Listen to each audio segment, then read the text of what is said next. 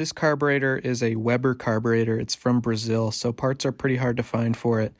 I didn't know this when I bought it, but luckily most of the parts are in pretty good condition. As you'll see here when I crack it open, there's no fuel float, so I did have to design one of those and 3D print one, but it wasn't too hard.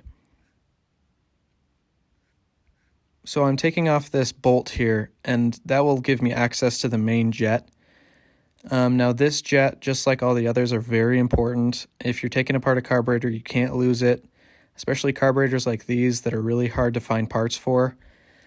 Luckily, I didn't lose any, and all of them were in good condition, and so I was able to clean them up and get them working again. But as you'll see later, you really have to spray them out with carb cleaner because most of the time with these old carburetors, they'll be completely clogged. Now, the way I usually clean carburetors is by using hot water and dish soap and letting them soak for around 3 hours or so. And then I'll take carb cleaner and I'll just spray them out really, really well just to get all the debris out. And then I'll take the carb cleaner and just spray out every little nook and cranny.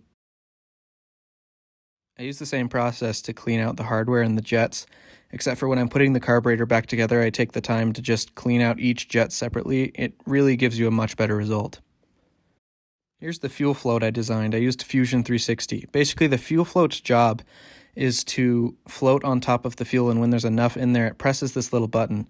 You can see it doing its job here, and that's called the needle and seat. Now, this needle and seat was actually from a Solex carburetor, and I tapped out the threads to make it work. So here's the carburetor all finished up, nice and shiny. I think it'll be able to work really well. It had a really nice fuel-air mixture when I gave it a little test. And then that car in the background, that's the car it'll be going on. That's my Baja Bug, so pretty much all ready to go at this point. Just need to make gaskets.